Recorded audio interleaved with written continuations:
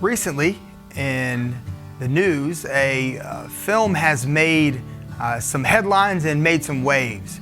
And the film is entitled What is a Woman?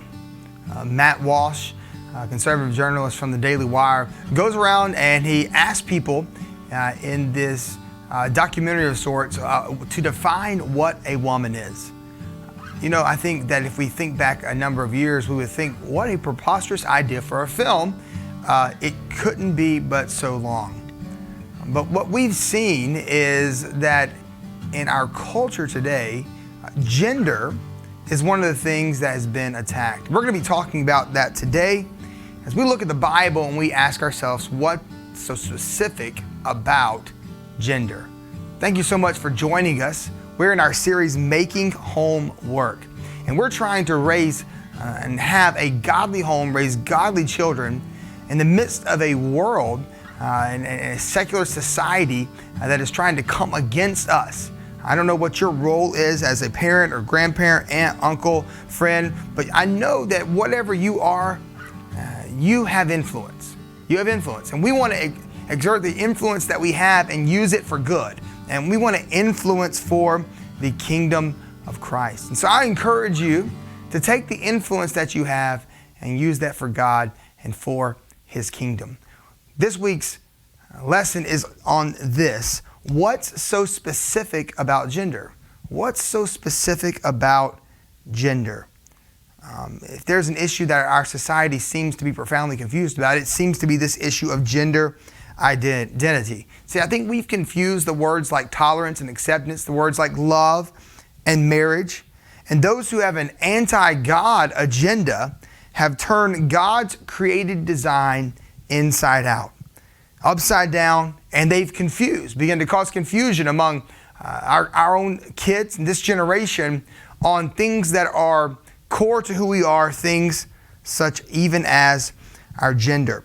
And even I think well-meaning adults, this is not by any means something that only kids have been cut after, but well-meaning adults have been pulled into these arguments of tolerance and of equality. And we want to talk about things like, what is equality according to the Bible? What is gender according to the Bible? And we want to talk about these things, and I believe God's got a plan for us in each one of these things. And as Christian parents, it is our job, right, to just set aside the other voices and listen to the Word of God.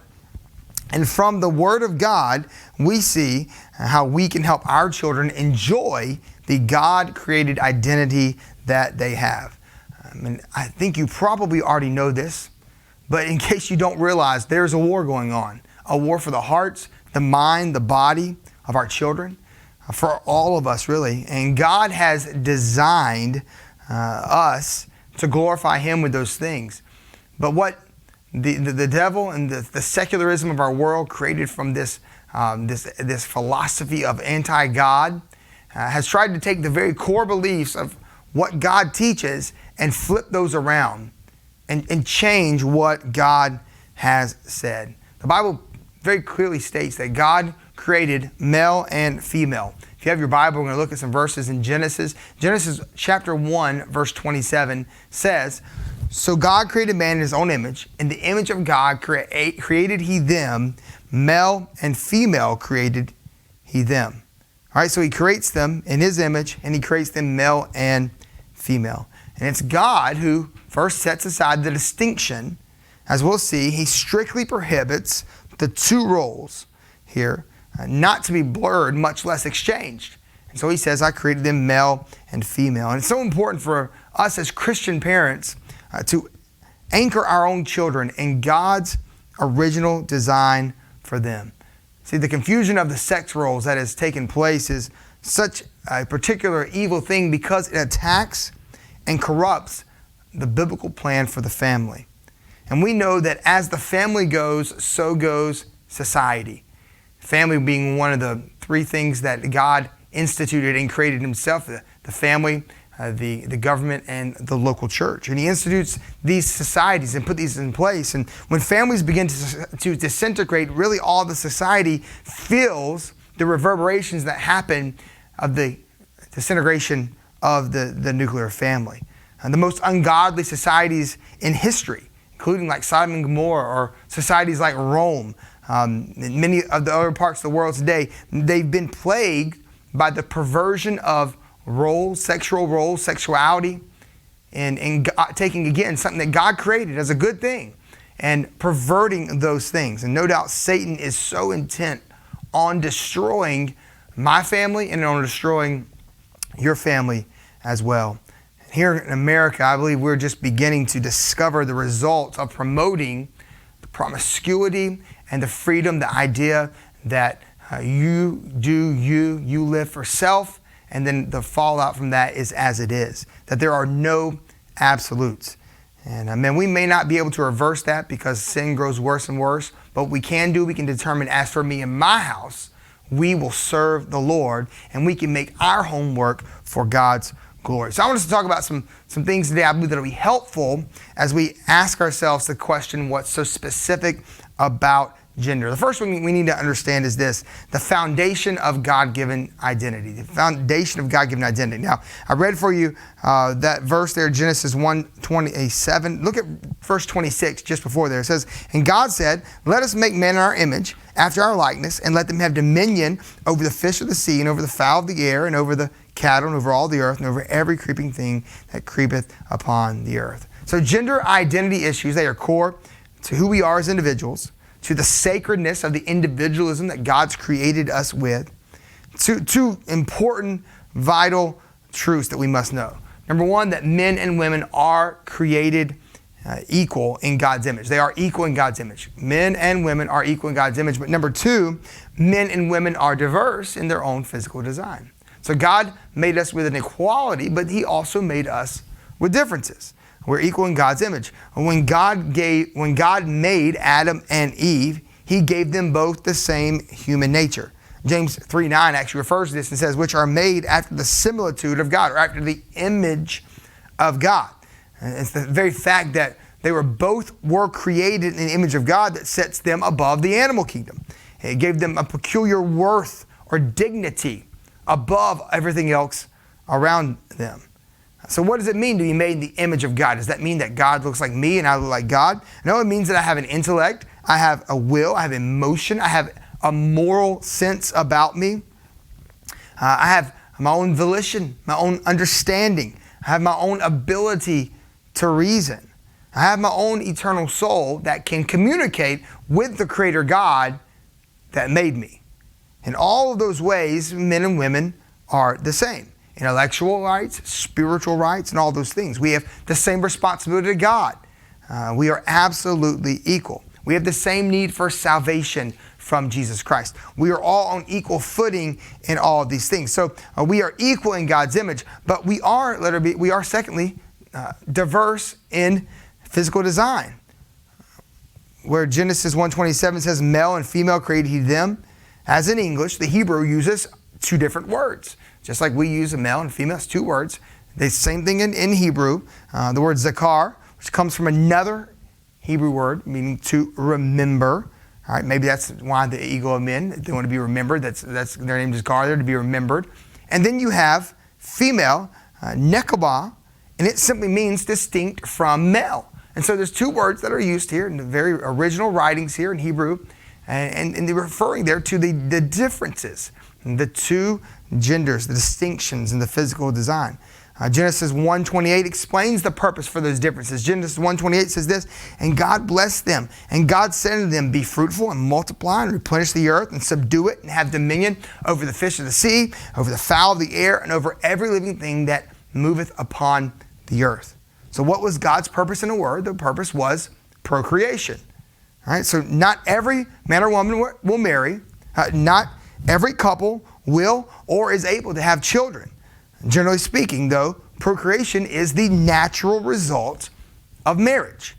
And the fact is that the union of a man and a woman can result in children, and a same-sex union cannot do that.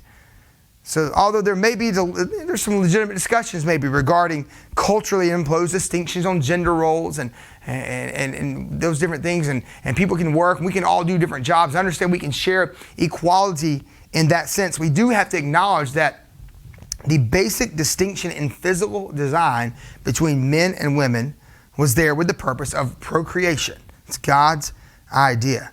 There's a difference between supporting a girl who likes to hunt and stuff. That's not a problem. There's a difference in doing that. Then there is helping them understand like a girl wants to be a boy, right? There's two different things there, right? We can support the individuality of our kids within the limitations of the morality that God has set apart in our lives, all right? One of those things is healthy. The other is a flat out rejection of God's design for our own lives. So as Christian parents, what we have to do is we have to hold to the biblical understanding of these very foundational issues so that we are able to reinforce to our children the goodness of God, especially in creating us in His image and with His purpose. We have to know that those under our care, they will have people telling them that the truths of God's Word are narrow-minded, encouraging them to explore the possibility that may be confused in their own gender. And so we have to understand that God designs those, God sets up those roles there, and we have to follow after what God was. So He has equal in God's image, but there is a physical difference, right? That's the foundation of God-given identity. The second thing I want us to understand is the fight for God-given identity. This is an intentional fight. So much of all the Christian life, right? It's an intentionality. It's not things that just happen. You don't just happen to become more like Jesus. Just like you don't just happen to grow your retirement portfolio. Just like you just don't happen to improve at a skill on the job. Those things don't just happen. No, you have to work at those things. And we have to be intentional in fighting for God-given identity. We have to be aware there's a battle for our own children every day. I mean, if God has blessed you with a child in your home, what an incredible opportunity and responsibility. The survey I read that Ken Ham published in one of his books said that we have until the age of 10 years old to shape the heart of a child. And following 10 years old, they're really just living out the things that they've already believed. They believe the core beliefs about who God is and what He means to them are formed by 10 years old, and after that, they're living it out. We, right now, this month, have 2 birthdays in our home with our children, and we have a daughter who's turning 11 years old. And we've had that first 10 years of life with her and try to invest in her. Now we're trying to help her put into practice the things that she's been taught. We have a 7-year-old son in the home. We have really 3 years left of helping him understand who God is and the importance of God in his life and structuring his life around those things. This is a fight. The whole world is straining for the soul of our children. They have the message that, hey, it's okay. It's in fact, it's totally normal to go against God's design. But we come with a different message and say, no, that's not okay. We want to follow after the one who created us because He created us with a purpose to glorify Him. So what can we do against these kinds of attacks?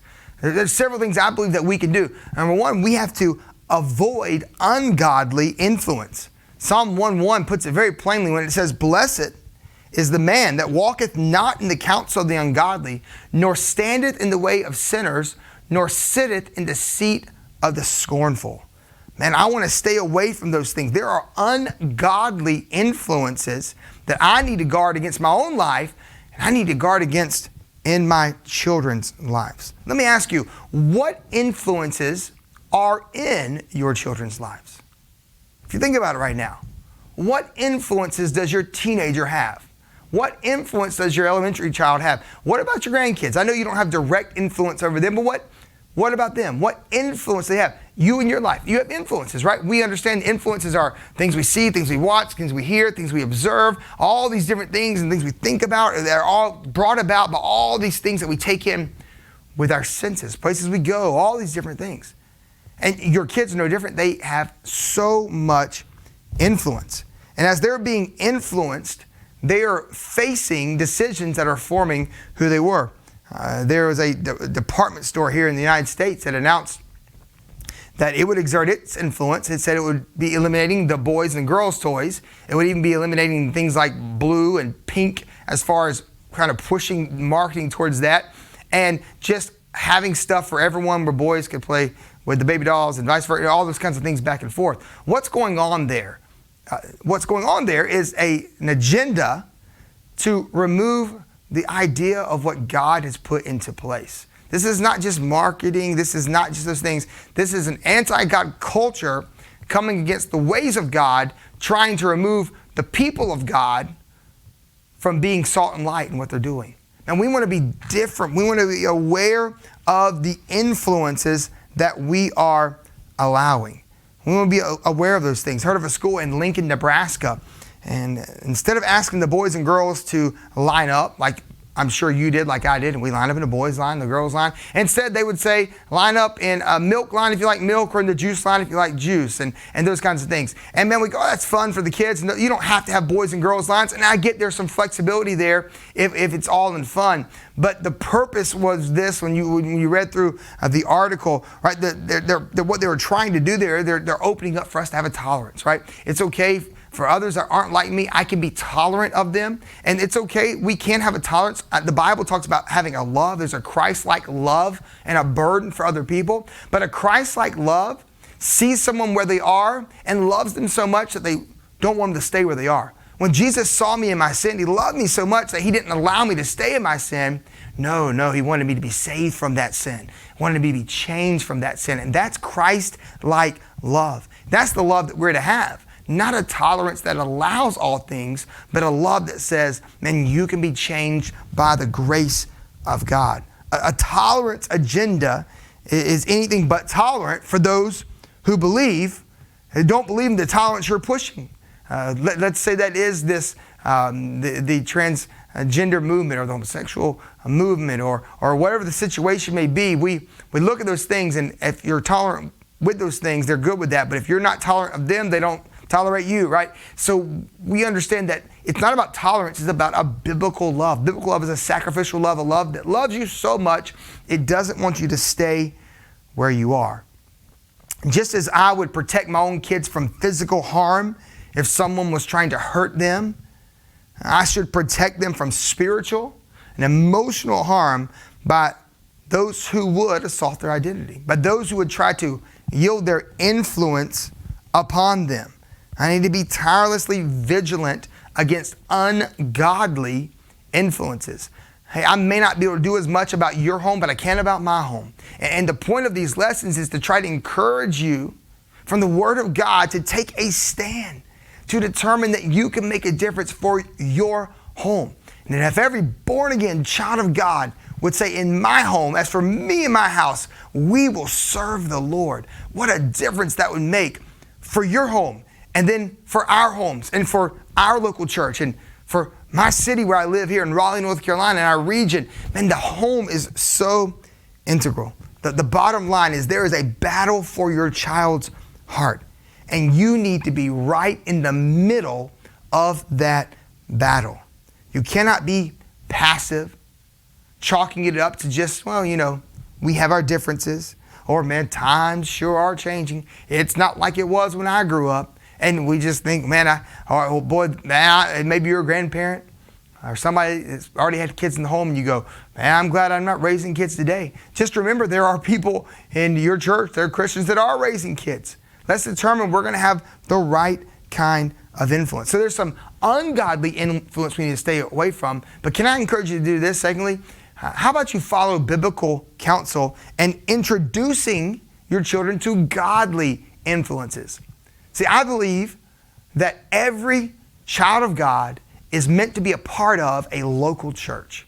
It's a local church where those kids can say, hey, it's not just my mom and dad that are talking about this stuff, but I've got a pastor, and he's talking about what it means to follow the Lord and love Him. Man, I've got a youth pastor. I've got a children's class teacher, and they're talking about that. And it's reinforcement. It's this all of us coming together saying we can do this. We believe that this can happen. And we believe that God has a plan for your life. And we believe all of those things. Let's follow Bible counsel. It's so important that us as Christian parents point our children to faithful men and women of God. I am so thankful for people in my life who were just like this. They were bulwarks of the faith. They are people that I can look to and say they were consistent. They were consistent throughout my life of doing what was right and loving the Lord and loving their family. Man, that is an incredible, incredible thing. And so we want to have people who are consistent. We want to make sure that we are being those people as well. And every young person, every kid needs to hear from godly pastor and influences in their lives. So we had this. So we say, how can I proactively encourage the God-given identity of my children? We're going to talk about that last. We're going to talk about the formulation of God-given identity. So, of course, there's so many factors that can play a part in shaping a child's sense of identity. We want to point out just a few of these here that should be present, I believe, in every Christian home. In every Christian home, first of all, there ought to be time spent with parents. Time spent with parents. See, if you'll be the godly man or woman that you're supposed to be, hey, aunt, uncle, if you'll be the godly man or woman that you're supposed to be, hey, children's work in the church, if you'll be the godly parent, the godly person you're supposed to be, and kids spend time with us, mom and dad, if you'll be the godly mom and dad you'll be able to be, and I spend time with my kids, then my son sees what a man should be. My daughter sees from her mom what a lady should be. And God instructs parents to bring their children up in the nurture and the admonition of the Lord. Let your kids spend enough time with you. They see a distinction of the genders. They see those different things. You know, I did not grow up being a hunter. My dad never hunted, never took us hunting. I don't hunt. Don't take my son hunting. We have different hobbies and things. He sees that from me, but because we're a part of a local church, he's around other people who enjoy those different kinds of things. And he has some of those good men influences in his life, and he sees them represented in different ways. Can I say, if you're a single parent, you can still give your child this time and this gift through having a godly perspective on relationship and on marriage. You be the godly lady or the godly man that you ought to be. Hey, you encourage the model of the home. The Bible teaches that one day they can have a spouse that they can love and that they can model to their own children how to be a godly man or a godly woman. And it's important we do that. And we understand as they get older, you want them, and tell them, you want them to live a lifetime of happiness, married to a godly spouse, establishing a Christian home. The world is after us. And the more we have of our kids, the after us and our kids, and the more we have time with our kids, the more we have these relationships, the more we open up these lines of communication where our kids can talk to us, where our kids can have conversations with us and be able to learn from us, where they feel like they can ask us questions. You understand that with the sexualization of our culture and the opportunity for information, that, man, it's your role, parents. It's your role to instruct your kids. I mean, the talk that we probably all dread as a parent having. That's our role to step into those kinds of things. Hey, that happens younger probably. It needs to happen a lot younger than when you had that talk or didn't have that talk with your parents. Because I want to be the one that's helping my kids grow and have an understanding of how God meant for things to be and how God has a good plan for things. I want to be the one to introduce those things. And we ought to ask the Lord for wisdom on when and how to bring up these different topics. We ought to ask for wisdom on those things. And there are great resources. If you have a question or maybe some resources or how we can help you for that, if you would contact us here at the church or contact myself, you can reach out to me at Tim Rabon Jr. at beaconbaptist.org or find me on different social platforms. My username is Tim Rabon Jr. Reach out to me and let me know, man, some questions, and we'll put some resources in your hand and help equip you to be the parent that God has called you to be. You be the Google for your kids. You be the opportunity to teach and to train them. A time with parents is so very, very important. Hey, we ought to teach them even the distinction, right, in the genders. That happens. There's all kinds of things that make us distinct. But the cool thing about the distinction is it makes us unique in a special way. It makes us unique in a very special way.